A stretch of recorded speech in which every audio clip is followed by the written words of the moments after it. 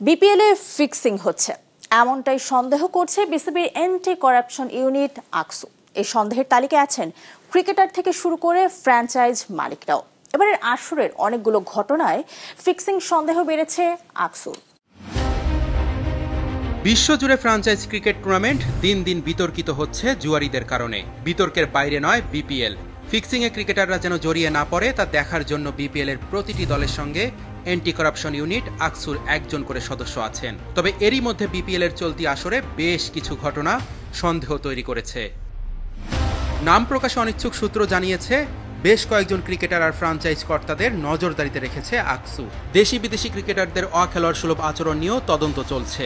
জুয়ারিদের মূল টার্গেট থাকে বোলাররাই। আর এবারের বিপিএলে অস্বাভাবিক ওয়াইড ও নো বল দেখা গেছে, যেগুলোকে ফিক্সিং সন্দেহ করছে আকসু।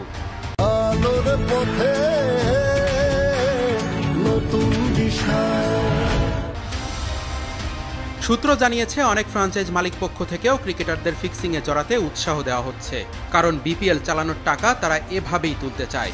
প্রশ্ন উঠেছে দুর্বার রাজশাহীর কিছু ভূমিকা নিয়েও।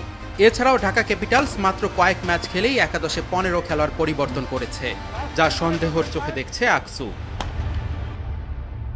সূত্র জানিয়েছে, নাম না জানা কিছু বিদেশি ক্রিকেটারকে 1 বা 2 ম্যাচের জন্য নিয়ে এসে এসব করছে কয়েকটি দল।